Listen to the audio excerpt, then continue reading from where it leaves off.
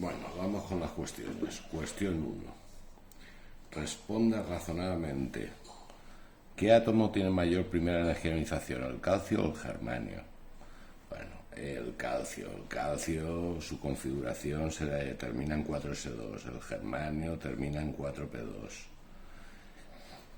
Tendréis que decir que la energía de ionización es la energía necesaria para arrancar el electrón mar externo, un mol de átomos en estado gaseoso y fundamental, y que avanza, por supuesto, hacia la derecha y hacia arriba, siendo el mayor el del helio.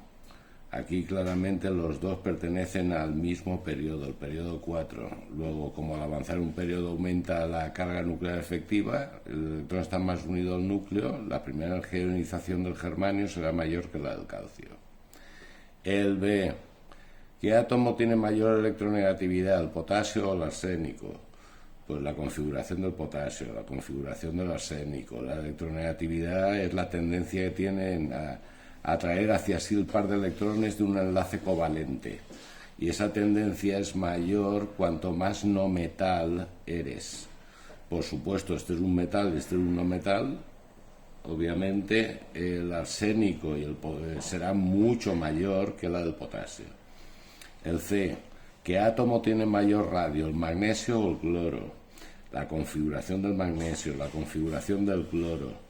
También ahí podéis decir que ambos tienen las mismas capas de electrones, pertenecen al periodo 3. Luego, como al avanzar en un periodo aumenta la carga nuclear efectiva y disminuye el tamaño, el radio del magnesio será mayor que el radio del cloro. El 2. Estructura electrónica del freón 12 y del metanal o del formaldehído. Bueno, he puesto ahí el formaldehído, el metanal y el difluorodiclorocarbono, el freón 12. Bueno, ahí os sale que tiene que tener 4 enlaces y 12 pares solitarios. Con 4 enlaces, 12 pares solitarios, eso tiene de número estérico 4, pares solitarios del central 0, la hibridación del central es sp3, el ángulo de enlace 109,45 y la estructura es tetraédrica. El enlace polar os dan las electronegatividades y hay diferencia de electronegatividad. Entre el carbono y el flúor es mucho más acusada que entre el carbono y el cloro. Luego ahí no se van a anular. Va a quedar una resultante hacia la parte donde están los dos flúors. Luego la molécula también es polar. En cambio, en el metanal nos salen también 4 enlaces y 2 pares solitarios. Los 4 enlaces hay un enlace doble hacia el oxígeno y 2 pares solitarios en el oxígeno. Son números estéricos 3. Y 0 pares sin compartir significa la hibridación del carbono es sp2. El ángulo de enlace 120 y es una molécula trigonal plana. Y por supuesto ahí si dibujáis la diferencia de electronegatividad, pues es muy acusada hacia el oxígeno, es una molécula muy polar. Bien, el 3. El 3 dice, ¿cuál de los 3 metales es un reductor más fuerte? Os he enseñado, os he dicho, que cuando me hablen de quién es más fuerte, el oxidante, el reductor, que ordenéis lo que os dan, que son potenciales de reducción, de mayor a menor. Estos de la izquierda se denominaban oxidantes que se reducen. Luego el mejor oxidante es el Ag+, y el peor el ZN2+. A su vez significa que si este es el mejor oxidante, ese será el reductor más débil. ¿Veis? Aquí lo he puesto en azul, los reductores será al revés. El mejor reductor será el zinc y el peor reductor la plata. Luego, ¿qué están preguntando?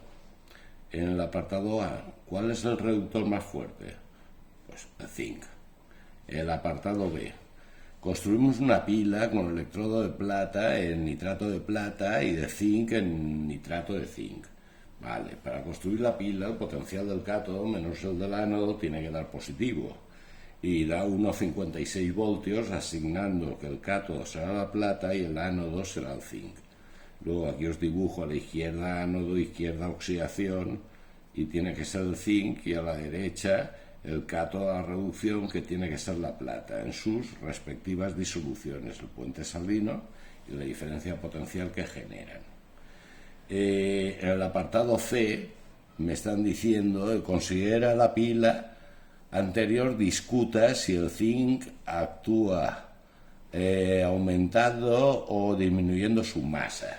Pues obviamente la reacción que están ocurriendo en el ánodo, la oxidación, que es el zinc se disuelve, y en el cátodo la reducción. La plata disuelta se convierte en plata metálica. Esa es la reacción global. Y se ve clara que el zinc se disuelve.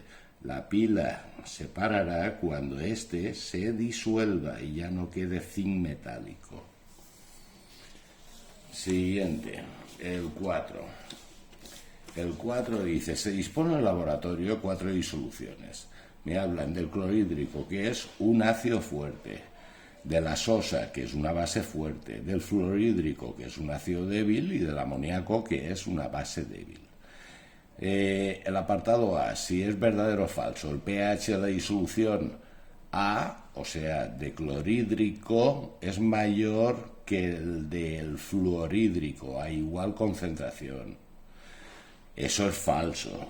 A idéntica concentración, el pH del ácido fuerte siempre es inferior al pH del ácido débil.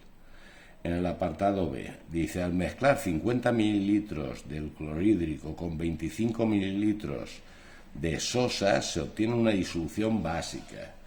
Bueno, estáis haciendo una valoración. Primero se calcula la concentración de mezcla, su volumen por molaridad partido volumen total, y concentración de mezcla, volumen por molaridad partido volumen total. Ahí tenéis las concentraciones de mezcla. Es una valoración, es una reacción total. Luego clorhídrico más sosa para dar la sal más agua. Ahí claramente se observa que sobra clorhídrico. Entonces, si sobra clorhídrico, tiene un pH ácido. Luego lo que están diciendo es falso. El apartado C. El pH de la disolución B, o sea, de NaOH, es mayor que el de la D, que es el del amoníaco. Eso es verdadero, ¿por qué? Porque a igual concentración el pH de una base fuerte siempre es superior al pH de una base débil. Y apartado D, al mezclar 50 mililitros de clorhídrico con 50 mililitros de amoníaco se obtiene una disolución neutra. Pues eso es otra valoración. Os he puesto que es falso, pero empezáis, calculáis concentraciones de mezcla, ahí las tenéis. Es una reacción total, dicha valoración. No me sobra ni ácido ni base, pero la sal que forma su anión no hidroliza. ¿Por qué? Porque el cloruro es la base conjugada de un ácido superfuerte, el HCl. En cambio, el ion amonio sí que reacciona con el agua dando H3 o más, luego tiene un carácter ácido clarísimo. El 5. La cinética de descomposición del peróxido de hidrógeno al reaccionar con el ion yoduro es de primer orden tanto respecto del H2O2 como del I-. Pero están diciendo que la ecuación de velocidad llevará a orden 1 en el agua oxigenada y orden 1 en el yoduro. Y os piden que razonéis. Un aumento de la concentración de H2O2 no tiene ningún efecto sobre la velocidad de la reacción.